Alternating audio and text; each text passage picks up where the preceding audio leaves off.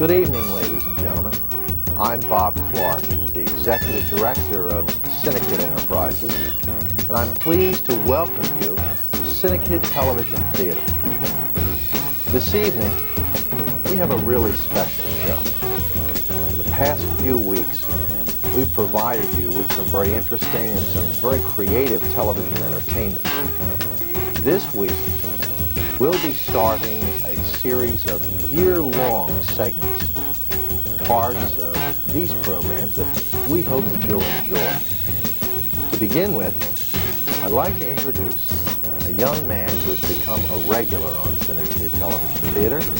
His name is David Trachtenberg. The series that Dave writes, produces, and hosts is entitled When I Grow Up.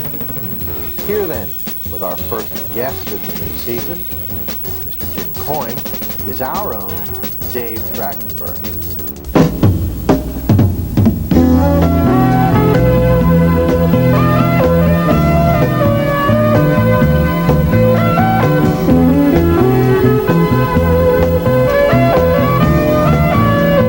Hi, this is David Trachtenberg for When I Grow Up.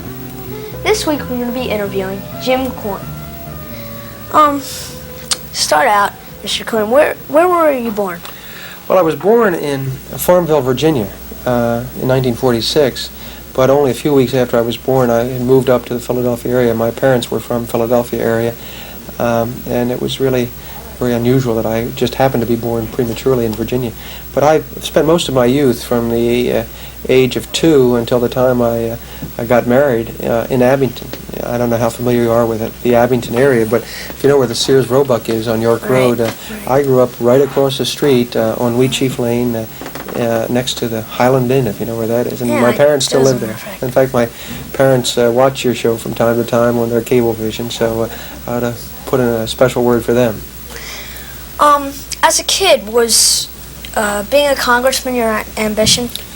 Well, public service was an ambition, but I didn't really target any specific office. As a young boy, I spent a lot of time at Abington High School and at the junior high school in debating, and I found that developing debate skills was an important part, communication, these were things that were important to me, but I was also very much interested in journalism. I spent a great deal of time when I was in college with the college newspaper, and then I went to work in journalism as well while I was in college outside of the university where I was attending. Do you think you did well in school? Well, I was very fortunate. I was one of the top students at Abington, and I really enjoyed it. It was an excellent education. In fact, I remember very well the times I spent at Abington High, at Huntington Junior High, at Highland Elementary School, all right in the area there. And I enjoyed school a lot. I was a hardworking student, and I spent a lot of time with my studies. What was your favorite subject? Well, back then I think mathematics and history were my favorite subjects. I had good teachers in both areas especially, and I did very, very well in mathematics, and I also seemed to fare pretty well in history. In fact, the history teacher that I had went on to become the principal at Abington High School, and I still see him from time to time. But I should also put in a plug for Latin. I really enjoyed the classical challenge of studying Latin. I spent 4 years learning Latin at Abington, and it was a tremendous part of my education. What got you interested into politics? Well, it was mostly after I got married and started raising a family of my own. I wanted to get involved in my local community, to do what I could to make sure that the community where I was raising my family and the schools and so forth were the best that they possibly could. So I decided to run for township supervisor in the area where I live, which is over in Washington's Crossing. When was that? When was that? Yeah. That was in 1979 when I first decided to do that. How long have you been in politics for right only now? about 3 years now. I'm principally not a quote politician. I've spent most of my time in business, in the small business, and in engineering and in teaching. I've taught at the University of Pennsylvania. What kind of training is needed to be a congressman or in politics? I think the best training for people who want to become a congressman or represent their neighbors in government is to experience their community. experience the business side of their community, experience the government side of a local community, and experience the problems of a homeowner and a family person. The more experiences people have, whether it's in a small company or in teaching or whatever, the better qualified I think they are to empathize with the problems of their neighbors. How long have you been a congressman now? Well, I guess it will be 2 years this November. It's not too long away. What are some of the jobs you have to do in the average day and along the way as a congressman? Well, the principal job you do is to try to help your constituents with problems in the federal government. The federal government is hundreds and hundreds of different agencies, and of course each congressman has about 500,000 constituents, people who live in his congressional district.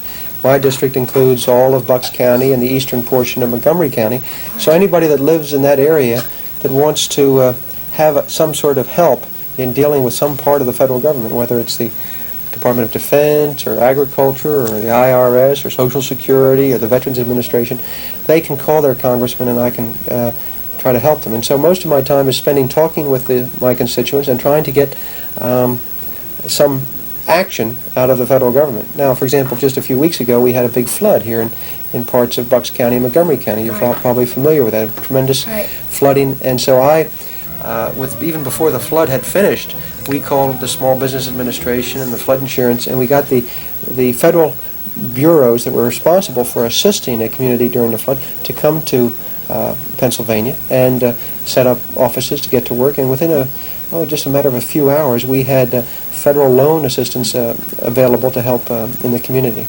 Mm-hmm.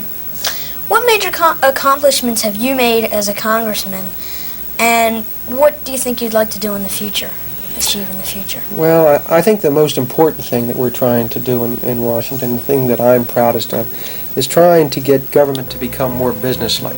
I think a lot of people have looked at the federal government as a very impersonal and ineffective bureaucracy, and I think having somebody with my background in business, my expertise in these different areas has helped me to make government work better for the people of Bucks County and Montgomery County. But of course in the legislative area I'm also especially proud of the effort that we've made to bring interest rates down and to try to help people find lower cost mortgages, housing subsidies and so forth that are going to help, I think, the people here that want to raise a family and get started.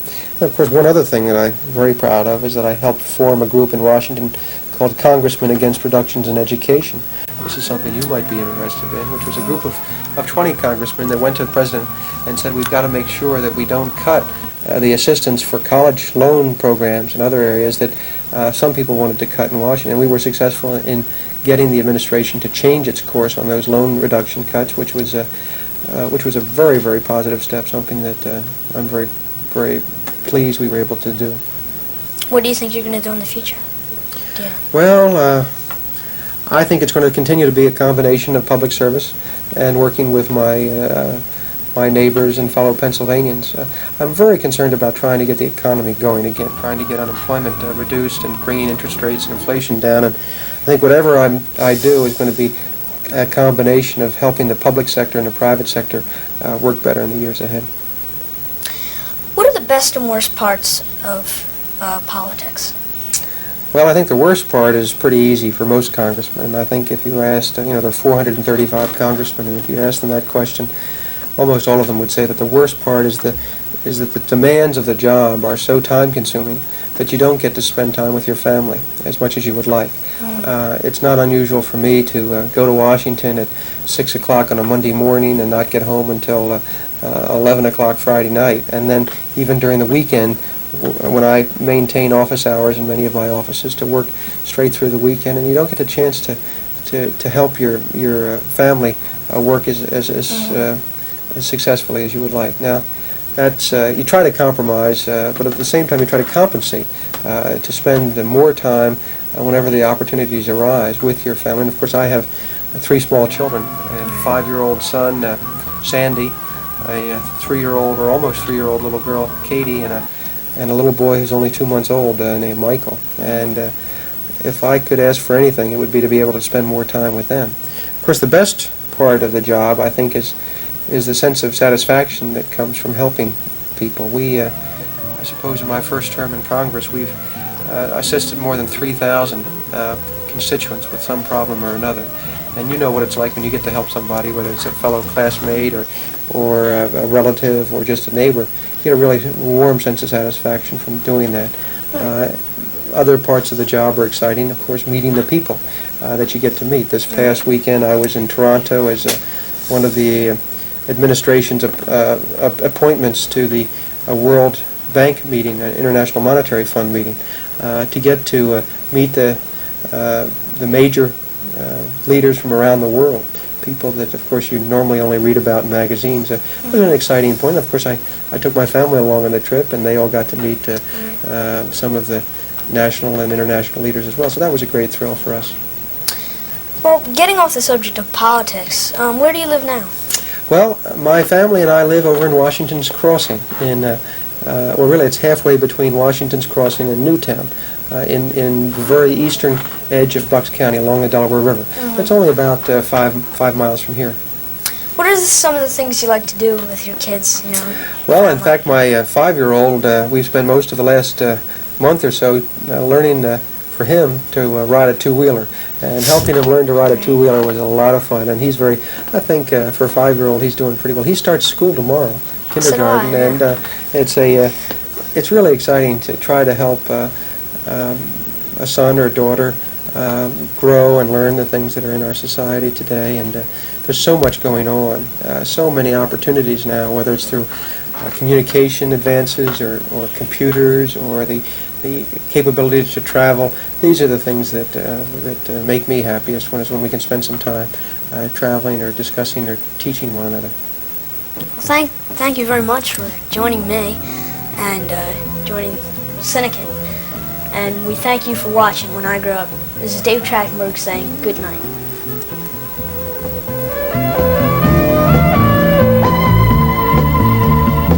Thank you, Dave, and our thanks to Mr. Coyne for being the first guest on this year's When I Grow Up series. Now, ladies and gentlemen, and boys and girls, we are going to present a series, a part of CINEKYD Television Theater that we first broadcast last year. Unquestionably, it generated the largest response of anything we had ever put out over cable. And so, with color, new interiors, and a variety of special effects, we bring you, for the second year in a row, a series of stories about a kindly old gentleman, 3 tiny helpers, his wild and crazy nephew, and a variety of strange puppets and mannequins. We take you now to a place not found on every map, to the home, one and only, Uncle Flywheel's workshop.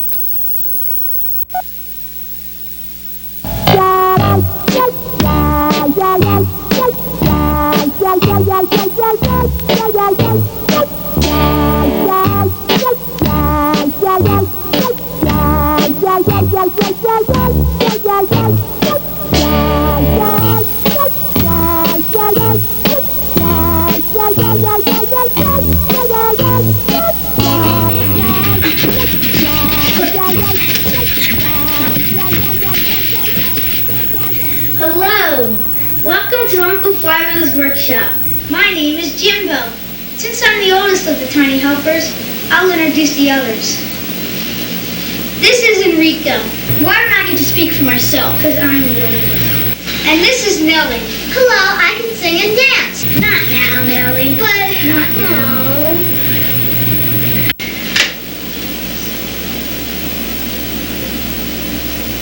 And we all live here at Uncle Flywheel's workshop with Nellie, Enrico, and me.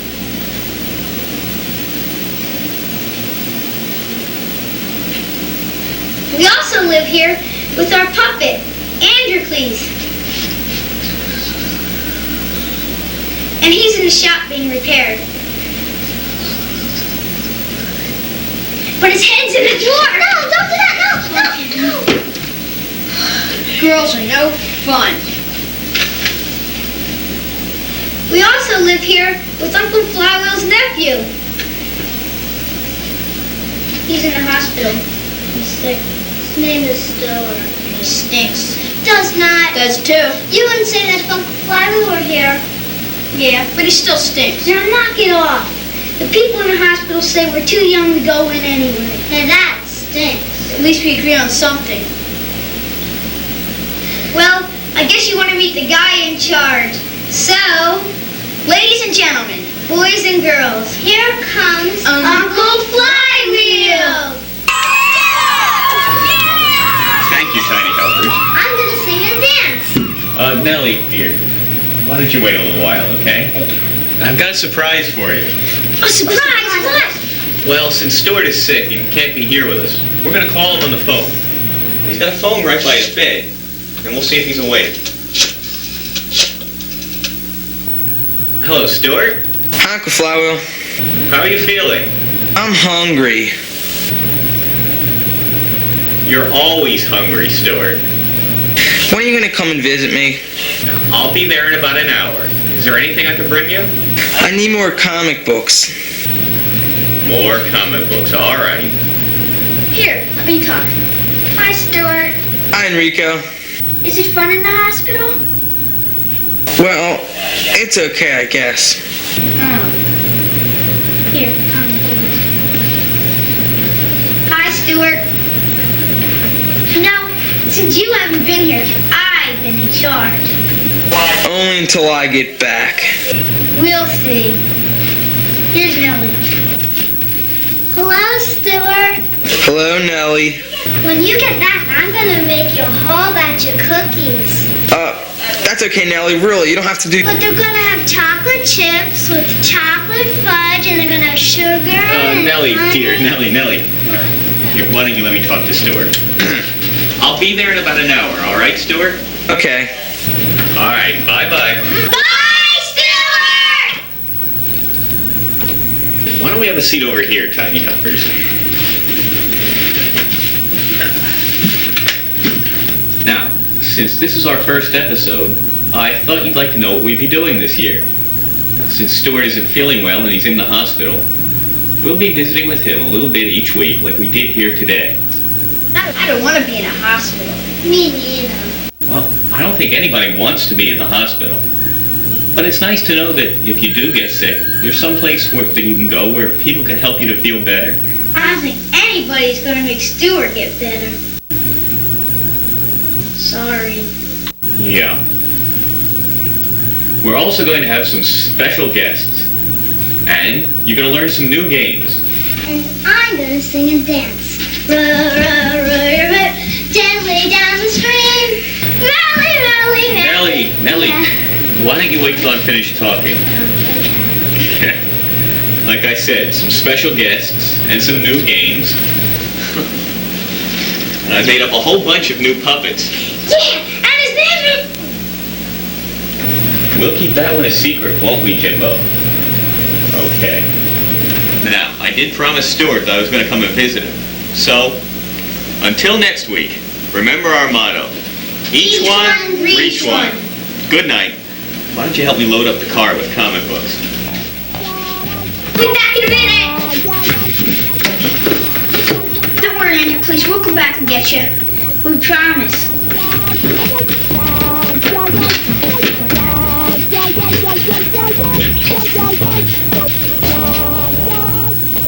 Row, row, row your boat gently down the stream. Merrily, merrily, merrily, merrily, life is but a dream. Row, row, row your Good boat night. gently down the stream.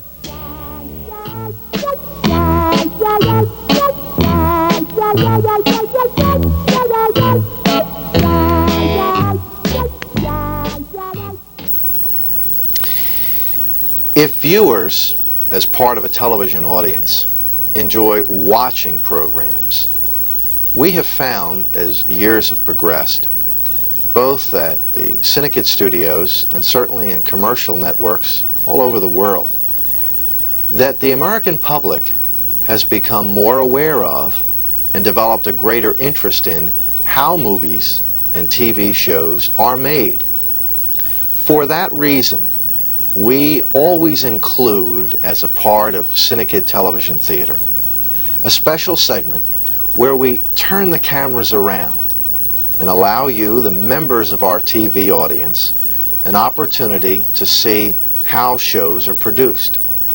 But what makes this even more special is the fact that, unlike the professionals, our technicians and technologists, our camera people and makeup artists, are children, young people. And I suppose there is nothing more impressive than to see a youngster produce something on the level of CINEKYD Television Theater. And so, without further ado, as provided by the members of our mobile video crew, a look behind the scenes.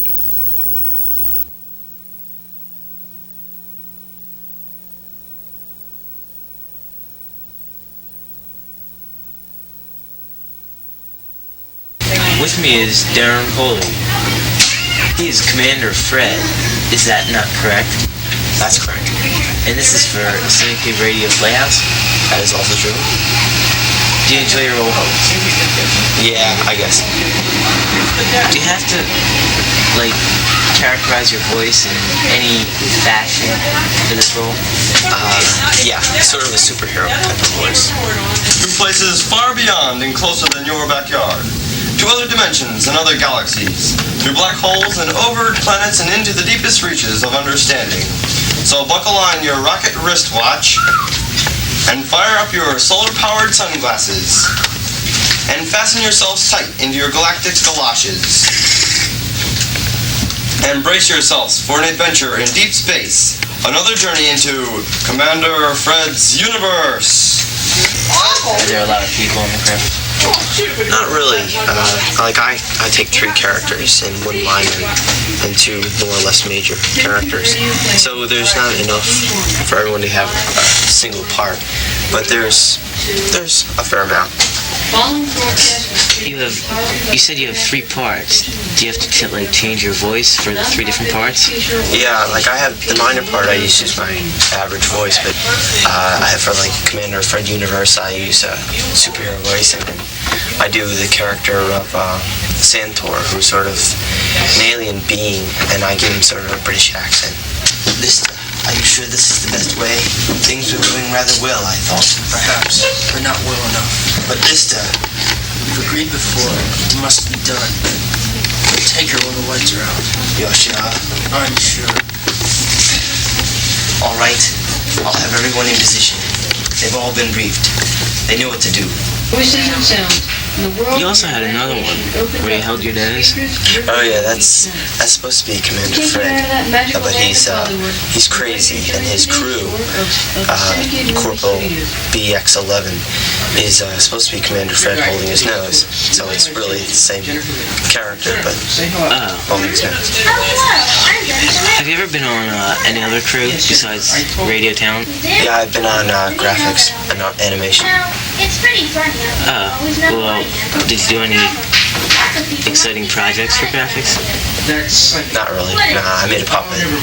Almost made a puppet. I should put it that way. Never completed it. Oh yes, the tour. Folks, How long have you been involved in CINEKYD? I think that's this is, I guess, about 1.5 years now. Almost 2 years. Is this your second track season? Yes. Okay, thanks a lot. For this week's CINEKYD Bulletin Board, here's CINEKYD student Lorraine Hoffman. Hello. CINEKYD's annual Fall Bazaar will be held Saturday, October 30th from 10 a.m. until 3:30 p.m. Come out and help support CINEKYD student programs and enjoy all the wonderful games, baked goods, and bargains. Movie night will be held at 7:30, and the feature being shown will be Abbott and Costello Meets Frankenstein. Tickets will be $1.25 in advance and $1.50 at the door. For more information on any of CINEKYD's activities, contact us at 659-4696.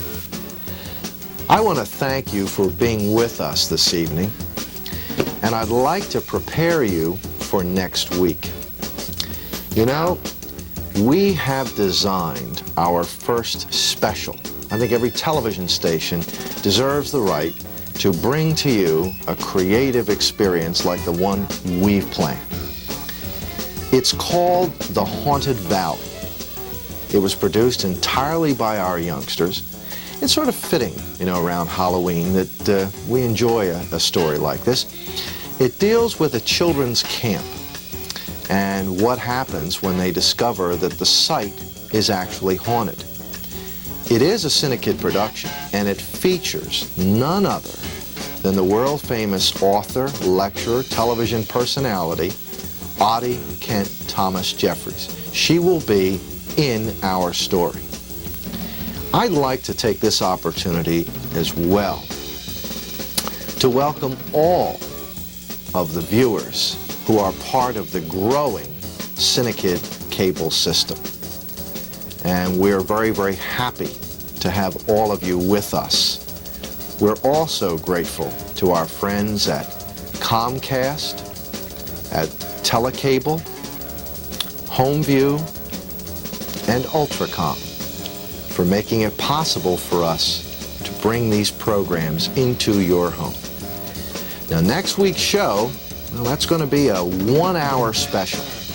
So, all I can suggest is that you check the cable guide for your particular cable network and make sure that if we start a half hour early or we run a half hour late, that you're able to see the entire Haunted Valley. Until next week then, same time, same cable channel. This is Bob Clark. Good night and God bless.